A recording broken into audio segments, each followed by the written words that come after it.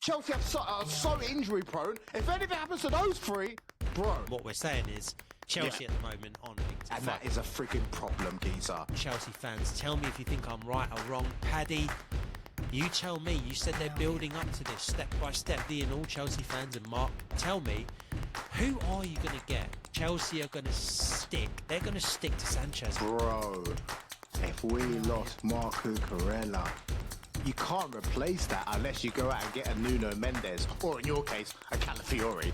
We don't want him. Cucurella's that good. I'm not just saying that because he's a good mate of mine. I believe he's genuinely one of the best left backs. He's got the best left back in the Premier League for Penders left back. Fiori might have something to say about that. Right, boys, we've got tons of Chelsea news to actually go through. We're going to kick it off with the actual transfer news, the latest so far. We've got it from Fabrizio Romano saying, it's quiet, the January transfer for Chelsea. They're not actively seeking any transfers, and they are definitely not going to be seeking a centre-back. It says that Maresca is happy with the squad and haven't started any talks with any defenders. Chelsea have numbers, especially with Fofana's return and Achiampong's emergence. But is that enough for Chelsea to sustain a title charge? Bro, what are you talking about? Are you saying you don't need a defender? I've spent all season talking to you on this podcast about how you need a keeper, and you spent all season saying you need a centre-back, and now suddenly, you got people coming back from injury. You should be absolutely fine. What are we on about here? You need a centre-back. You need at least one. You probably need two, and you need a new goalkeeper. What are we talking about here? Why are you not actively seeking a centre-back? You jokers. Because look, let me guess. Maybe you're looking for another left winger because you're short on them. You're short on them, aren't you? Okay, fine. Yeah, I know. Look, it's because we have a plethora of defenders. In my opinion, I do not think they're. All right, Keith. Okay, they're all shit. I think that our best centre-back pairing is Chalobah and Fofana. The problem is why I believe they need to get that is for a couple of reasons. One is all the defenders, all of them, apart from Chalobah, are so injury prone. Anything can happen. But second thing, Badiashile is just not good enough. Tosin, last season, Tosin was fairly solid. This season, any centre-back that pairs up with him, they look worse, and they look worse because of him. He's not good enough for Chelsea. Who else? Levi Colwill, he's injured. He was our number one centre-back. Talk to me, dude, about Jarell Hato, please, because you have got a ton of centre-backs there, but I'm not convinced. You've got Colwill. So Levi, I'm a big fan of. Fofana, you've got, and Chalobah, right? Those three, and Achiampong, I'm not convinced on. And then you've already invested. No. I'm not convinced on Achiampong, but yeah, maybe one for the future. No. But then talk to me. You've invested in Hato. So are you saying? But then surely you've got enough, haven't you? You're basically countering your own argument here. If you think you've got Achiampong, Chalobah, Fofana, Levi Colwill, and Hato in reserve, you got 5 centre-backs. And well, hold on. No. Hato is not ready. He's only 19. And actually, he was brought in to be a cover for Cucurella. Okay? Because his successful season, things for Ajax, they was at left back. And that's what gave him the recognition. And that's what got him in Chelsea's radar. So it's like 19. He's already got experience. He's already won the league. He's already got caps for the Netherlands. Let's bring him in. His ceiling is extremely high. The problem is he's so young, and at this moment in time, he looks so raw, he cannot be trusted. So you can't include him. He is one for the future. Yeah? Tosin is not good enough, you mentioned. You've also mentioned Levi Colwill. Colwill's been injured. He's injured for the whole season. Right? Right now, we're in all the competitions. And we, like you said at the beginning, which I do agree, we've got Chalobah, so solid. Right? Fofana, he's just coming back to injury. And you never know. That guy's like glass. Next week, he may be injured. So we can't really count on him. So we've still got Chalobah. Yeah? Achiampong. Now, Achiampong for me is a bad boy. Yeah, he would be my backup if anything happens to Fofana. Those three are the only ones who I think are fit enough to play for Chelsea. And they're not even like world class. Not yet anyways. So for free, that's not enough. We're involved in all the football competitions, all the cups, including the Champions League. Having three decent defenders is not enough. Chelsea need to go out and get another defender, and preferably a defender who has some experience playing in the Premier League that is able to slot in easily to this current Chelsea squad. And that's my point. That's why they need to get it. And plus, as I said before, Chelsea are so injury prone. If anything happens to those three, bro. Yeah, we're on the same page here. Then we're on the same page here. Basically, we're both saying you need to at least get another centre back in, and what we're saying is Chelsea at the moment aren't linked to any. Yeah, exactly, and that is a freaking problem, geezer. I agree. Yeah, let's move on. Yeah. Mm-hmm. So we're talking about centre backs there, yeah, Mark. But you are linked. Whilst you're not linked to a centre-back, you are linked to a right-back, a certain Daniel Munoz. You are linked with him along with Barcelona. The Crystal Palace right-back, Daniel Munoz. Barca thinks he costs around 30 million euros. Munoz eager for a big move. I mean, look, I think he's brilliant at Palace. And I think Palace are doing a really, really good job. But that aside, obviously, a move to Barca or Chelsea would be a bigger thing, a bigger move for him. What's your thoughts on having Munoz amongst your ranks to really bolster your options? I would love it. I would absolutely love it because last season, for me, he was the best right back in the league. And you know what? It's not just me. A lot of other people are saying that, but he was fantastic. He is a brilliant, brilliant player. There's a couple of things though. If he's coming to Chelsea, firstly, he's 27 years old, which means he could be too old. He's too old. As crazy as that sounds, but this is the Chelsea structure that we're dealing with today in 2025.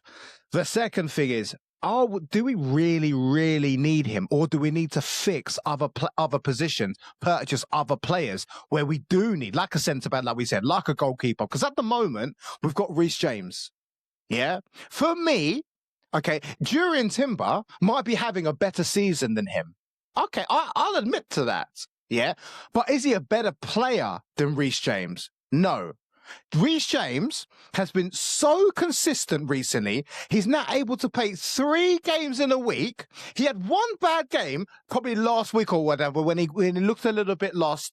Okay, but all of the other games he's been so consistent, and he's only getting better. And he's getting his yard of space back, his speed back, slowly by slowly. Right? I'll admit to Chelsea, they've managed him extremely well. And that's one prop I will give to Enzo and all the medics and stuff at Chelsea. You've got him at right back, who should be the number one. The question is, can Munoz displace him? I don't think so. Secondly, we have Malo Gusto. But you just said, hold on. You just said Munoz was the best right back in the league last season. Yeah, in the league last season. Yeah, but we're talking now. Yeah. We're talking now, geezer. We're talking now. I'll still have Reece James over him. Because you're just about to go into it. Malo Gusto as well. I'll let you continue. Go on. You got Gusto there. Go for it.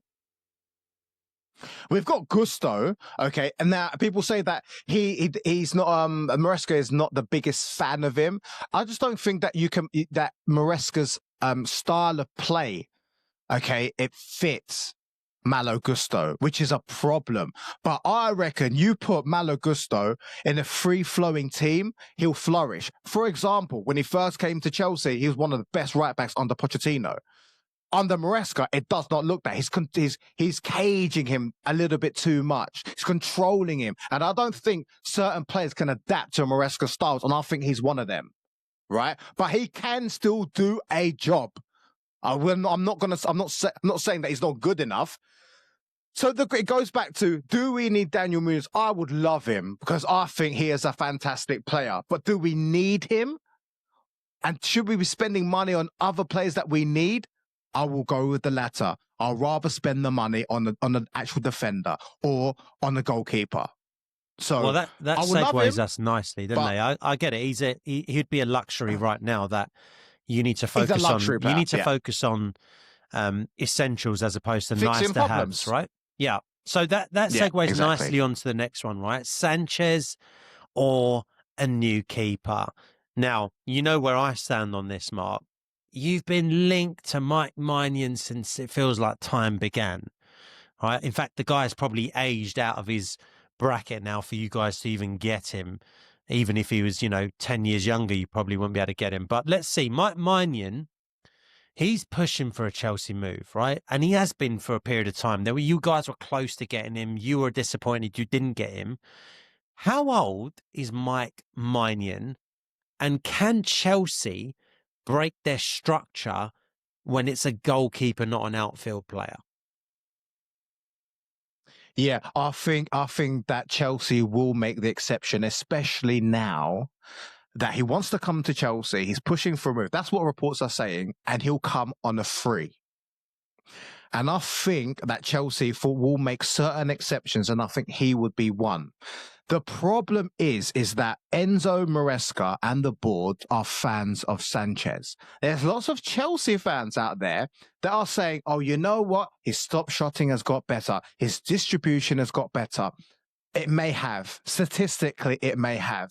But for me, he's still too much of a liability. Mate. There's nothing to say that you may be playing okay right now, but when it comes to the business end of the season, or even in the chaotic part of the season, which is the Christmas period, that he will get overwhelmed. He has one bad mistake. Being a goalkeeper is a mental game. You have one bad mistake, it can affect you for the next 10 games. And that's what I've seen before in the past with Robert Sánchez. For me, he is not fit to be a goalkeeper. I don't care how much he's improving. If you want to actually go and challenge for the league, you want to go out and win the league, you need a quality goalkeeper, right? He is, Mike Maignan is way too old, okay? When you look at all the purchases Chelsea have made, but they could make an exception for him, especially because he's on a free. What's your thoughts? My thoughts are, here's the real concern. I agree with what you said. But here's where I think Chelsea might go with it. There is a slight improvement statistically for Sanchez if you take the last 12 months. Now, last season, he was the goalkeeper with the highest errors that led to goals and the highest number of errors full stop in the league. Fast forward to the FIFA World Club World Cup, whatever it was, the Mickey Mouse trophy that he won in the summer when no one really cared. He was the standout keeper of the tournament. And he's actually carried in some decent form, bar a couple of errors, one notably against West Ham, which no one remembers because you actually won the game 5-1 because West Ham was so bad. But had they had, Nuno in charge when they went 1-0 up, the spotlight would have been on Sanchez. But anyway, he got away with that one. He's made a couple of errors. I think he made an error against United as well, costing you a pen. And he got sent off as well, right? If I remember correctly. I think the Chelsea board might look at Sanchez and go, you know what? He's improving. We've given him another season and he's actually reducing the errors. So imagine what he could do next season. Plus, Mike Maignan will be a year older. My concern for you, Chelsea fans, tell me if you think I'm right or wrong. Paddy, you tell me. You said they're building up to this step by step. They're building the Chelsea project and you'll be ready to challenge in a couple of years. Well, how are you going to do that if you don't get a goalkeeper? And if you don't get Mike Maignan, Paddy and all Chelsea fans and Mark, tell me, who are you going to get? Because my worry for you guys is Chelsea are going to stick. They're going to stick to Sanchez, I believe. Yeah, Penders you're linked to. Is he going to be great? Maybe. We're not linked to him. We're not linked. We're not linked to him. He's yours. We're loaning him out to Strasbourg, and he's doing friggin' fantastic. Yeah. Now, the reason why we may not get Penders is because who was that goalkeeper last season who I rated so highly? He went to Strasbourg and now we sold him to Bournemouth. I can't remember his name. Chelsea fans, let me know in the comments down below. And I was so disappointed.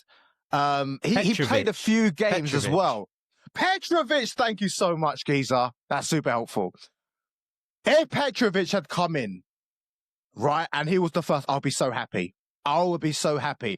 But the fact is, he had an amazing season at Strasbourg. His stats were off the charts. I get it. It is in Ligue 1. Okay. And he came back and they decided to sell him and stick with Sanchez. And they could do the same thing with Penders. Penders can have a fantastic season at Strasbourg, come back. Oh, you know what? We'll keep Robert Sánchez. Let's sell Penders for a bit of profit. That would be a shame because a lot of people at Chelsea look at him as the long-term number one. If we don't get Mike Maignan, at least we have to promote Mike Penders and give him a chance at least as the number one choice keeper for next season. That's my thoughts on it. Fair play. Mark, by the way, I didn't realise you're so cultured these days. Ligue 1 with a French accent. Well done, Mark. Next thing you'll be... Bitch, I got an A for French, yeah. It's the only A I got. About 40 years ago, okay? Dude. I didn't think you remember any of it. Right. Relax, man. It's 30 years ago. Right. Atleti Madrid. We're going to move on, right? Here's the next rumour. They're eyeing up what I believe is one of your best players and a neighbour of mine, Marc Cucurella. Atletico Madrid are monitoring him. They're monitoring. You've seen him down the street, innit? I'm pretending and before like you met him, I live look at this prick. Look at this dickhead. You meet him, he's the loveliest guy. He's my friend now. I like him. He's such a... Me and Mark Cucurella, that is, we're good mates. We go for walks down the river. Anyway, Atletico are monitoring. No move before next summer. Ideally, they're not going to move for him in January, but potentially in the summer. Cucurella under contract until 2028. Mark, he is one of the best left backs in the world. He's one of the best left backs in world football. I do like, who's the chap at PSG? Is it Mendes? Whatever, he's quality. And he's better. But I think he's the best left back in the world. I agree, but outside of him, Mark, Cucurella is in the conversation for number two. He's in the conversation. I don't care what anyone says. Marc Cucurella is that good. And I'm not just saying that because he's a good mate of mine. I believe he's genuinely one of the best left backs. And he's probably the best left back in the Premier League, pound for pound as a left back. Calafiori might have something to say about that. Here you go. Let's talk about this. Atleti. Do they need Marc Cucurella? I think he fits in really well, by the way, to the Simeone unit of defending first. I think he would be really good. He probably loses a bit going forward because I think Cucurella offers something going forward as well. But I think he could fit into any team. What would happen if you lost Marc Cucurella? Bro, if we lost Marc Cucurella, I mean, I'd lose a neighbour. A replacement for, getting a player for, let's say, the top 4 left backs in the world. You can't replace that unless you go out and get a Nuno Mendes, or in your case, a Calafiori. We don't want him. It's okay. You can keep him. We shall. But how can you replace a player who's one of the best left backs in the world? It will be a huge loss. He's gotten Chelsea out of so much trouble. He scored goals for a left back. He assists for a left back. He powers up and down. He does. The left-hand side. What if they offer you 75 million? No, I've just told you, though, he's one of the best left backs in the world. So what does one of those cost? There's always a price, Mark. What if they come in with an £80 million bid? Is that enough for you to go, it's 80 million, mate? Maybe we should let him go. We can always replace a left back. I would contact PSG. Yeah. And I go, what's your evaluation of Nuno Mendes? They'll say 80 million. You know what? Cool. Cucurella, you can piss off. Because Mark, I'm being 80 million. I'm being a bit of a bit devil's advocate here because it's very difficult to replace the best player in any position. But if someone comes in and someone comes in for the best number 9, let's say it's Haaland, that is much harder to let go because you're like, yeah, Haaland, he's our number 9. He scores all our goals. Very, very hard to replace. In fact, irreplaceable. Marc Cucurella, one of the best left backs in the world. But at the end of the day, dude, he is a left back. He can be replaced because he's a left back. Like if someone comes in for Jurriën Timber, I think he's the best right back in the league right now. But if someone comes in for 80, 90 mil for Jurriën Timber, I'm like, all right, cool, we'll just replace him. Because he's a left back on a right back, right? So my question to you is, what is your point where you go 80 mil, whatever? Okay, you just said, okay, we'll contact PSG, but maybe you can get someone through the ranks to come through and replace a left back is replaceable. Is my opinion. If we do that, Giza, if we do that, we're going to take a step back. It depends how you invest. Him in. It depends how you invest that 80, 90 million, isn't it?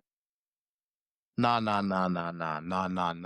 I don't want to sell him. And the only way that I would sell him is that we'll get an equivalent left back who is young, and the only one that I can see will be a Nuno Mendes.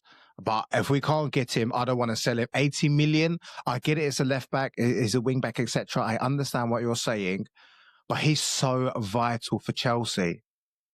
Fine. It's not worth it. We are trying to get places, and we need the best players. We need to keep our best players and improve other positions and bring in other best players if we're able to do that. I don't want to sell him. No, unless we bring in Nuno Mendes, and then that's it. Fine. Right, Mark, before we move on to the next point, guys, if you are still watching, we appreciate you. Thank you for sticking with us. But do us a favour, give the video a like, because you obviously do like it. You're still watching it. And if you haven't subscribed, gentle reminder to do that too. Now, Mark, we're going to move on to Esteval Willian. We know how good he is. You and I have talked and we've been raving about this kid for a long, long time now, right? Ever since he's basically started the season. There's murmurs of him deserving a starting spot. And if he deserves a starting spot, who do you start him over? Now, there's some Chelsea murmurings that are coming from different areas, Chelsea fans, influencers, podcasters, saying there's a case to be made for starting Esteval ahead and instead of Pedro Neto. Talk to me about this rumour. Does that make any sense to you? It does. It makes a little bit of sense, yeah, because everyone wants to see Esteval. He is a game changer. I don't think Pedro Neto is, but that's not to dismiss Pedro Neto in any way, because Neto, Maresca, the board, they absolutely love him. Okay. He's extremely hardworking. He's extremely rapid. He's very direct, a super cross off the ball, very versatile, can play pretty much anywhere along the front line, as proved last season, and is tactically trusted by the manager. He tracks back. He works hard for the team. He's a massive asset for the team. I personally would not drop Neto. However, you do need to start Esteval Willian in pretty much every game. Now, I get it. I've been watching a lot of the news, the Chelsea news, about why, there's a big call for Esteval to start, but why is Maresca not playing him? And it's because even though he's hit the ground running at Chelsea, what they're doing is they're managing him. Just have a look at Bukayo Saka. Played every single game for the first few years. Now there are rumours, and you know it, you said it in the last podcast, people are saying Saka is not the best. He's getting injured a little bit more regularly. He's not as clinical as he used to be. And that shouldn't be happening, especially as he's getting older, getting more experience. He should be getting better. Right. And I think they're employing that they're understanding that they don't want to burn out Esteval, and they want to embed him in gradually and slowly. And I get that. And it also comes into collaboration with Enzo Maresca's rotation policy, because there's a lot of talk about his rotation policy. Why is he rotating so much? And why do the board approve of that? They approve of that. OK, it's because they want to make sure that the best players are fit for the business end of the season. And I understand that strategy. I don't agree with it. I think that you need to play your best players right from the beginning and build up momentum. That's what I would prefer. So going back to Esteval, they're managing him, which I do understand. And they've sat down with him and they've explained the situation to him and he's accepted it. And they understand that he's young. He understands that he's young, but he will get his chance. By the end of the season, the beginning of next season, if not the end of this season, he will be a starter. Going back full circle, I would not drop Pedro Neto. He needs to be a starter. Do you know who I'll drop? Enzo Fernandez. And you know what I'll do? I'll put Cole Palmer on the right. I'll put Esteval as the 10, which is his favoured position. And if it's not working out in the middle of a game, I will just interchange the two and put Cole Palmer as the 10 and Esteval at right, which will confuse the opposition. This is how I do it. And people say, you can't leave out Enzo Fernandez. What are you doing? He was man of the match the last game. Who gives a crap? I'm not a fan of Enzo Fernandez. We wasted a lot of money on him. He doesn't do enough for me. So I'll keep Pedro Neto. I'll drop Fernandez and Esteval and Cole Palmer. They play. That's how I would accommodate that. What do you think? Am I silly? No. You hit some high notes there, Mark, that I didn't think you were capable of hitting. But yeah, look, I do agree. By the way, I just want to put out there for the record, I'm not saying that Saka's not improving. I think Saka is improving, by the way. I just think he can improve even further. Every player can improve even further. And when he's front on through the middle, one-on-one with the keeper facing him, I think his finishing can improve. But listen, just for the record, I think Saka's getting better week in, week out. And Esteval, he couldn't make a stronger case, could he, to start now? Yep. I do get what you're saying. And your best players should start. But there is still that case, isn't there, which you alluded to, is it's working when he's coming off the bench. Why change that right now? I'm also of the mentality that if you're good enough, you're old enough. And he's definitely good enough. And I think a front three, or a front four rather, of Cole Palmer on the right, Esteval in the middle, interchanging, Neto on the left, and Delap or Pedro up top is scary. Scary. So, look, I'm not saying you should drop Enzo Fernandez because he is churning out numbers, but I, like you, also like the idea of that front three, front four, because that would cause any Premier League side and potentially any side in Europe massive, massive problems. Guys, if you agree with us, let us know in the comments below. Maybe you think Mark is talking a lot of sense. Maybe you agree with Mark. You also hate Enzo Fernandez. Yes, he hates him. What are your thoughts on replacing my mate, Marc Cucurella? I don't really want to lose a good neighbour, but let us know in the comments. We will respond to every single one of them. Anything else that we've discussed today, we want to hear from you, not just Chelsea fans, every football fan out there. We appreciate you. Please make sure you like and subscribe. Mark, land the plane for us, my guy. I'm going to land it so quickly you don't know what's happening. Check this video right here, guys, and we'll see you lot there. Peace.